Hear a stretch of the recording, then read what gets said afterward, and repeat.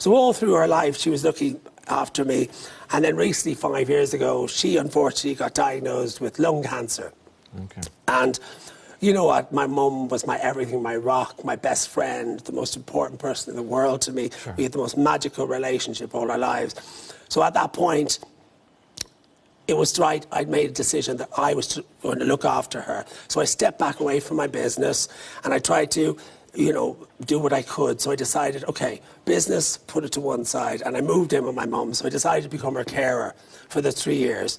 So she had the cancer for 3 years. So I went through the whole system of the chemotherapy and the operations and, you know, learning to give her injections and learn to do the food. And people, everyone out in the audience has a friend or a family member or somebody that they know they've cared for personally or have been involved in the experience. But right to the very end, I cared for her.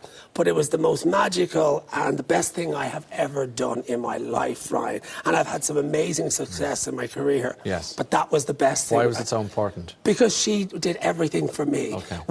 It's so important, Ryan, for us to give back to our parents, our loved ones. It was at least I could do, the least I could do, to give back for all the love and care and everything that she'd given me all my life. And in those 3 years, we had the most magical time together. Oh, we went on wonderful walks. We went out to fabulous dinners. But yes, she had been very sick. And ironically, in the middle of it, we both ended up in hospital together. She was going in for her operation. She had an operation on her lungs. So she was over in this wing. I was in this wing. And with CF, you know, cross-infecting is not the greatest thing. So Mum had her operation. So I had to get them to sneak me underground through the tunnels with the mask on to see her.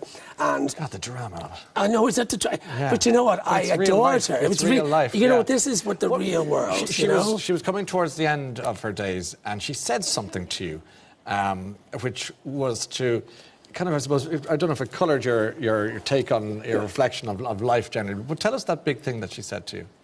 Well, I mean, you know, she said a lot. In those 3 years, we had a lot of intense chats, but magnificent chats. The best time of my life. If you can spend time with your mum, your loved one ever, do it. That's all I say to people. But she said to me, I wasn't aware that the doctors in the early stages of my life, they had told her that I wouldn't live past 12 or 13. That's extraordinary. Yeah, and I only found that a couple of years ago, Ryan. So it was like, wow. My mother was up there. She was my God anyway, but she became a superstar. She lived through all of that. I never knew anything like that. She had all of that in her head. I mean, that must have been pretty For any mother looking after a child with any sort of illness, she had that in her head. But you never let it affect her. And, you know, never let it affect me. So, like, I was brought up like everybody else in the family. Everybody was the same. And this was the magic, you know. This was the wonderful thing about her. She was so strong and so courageous.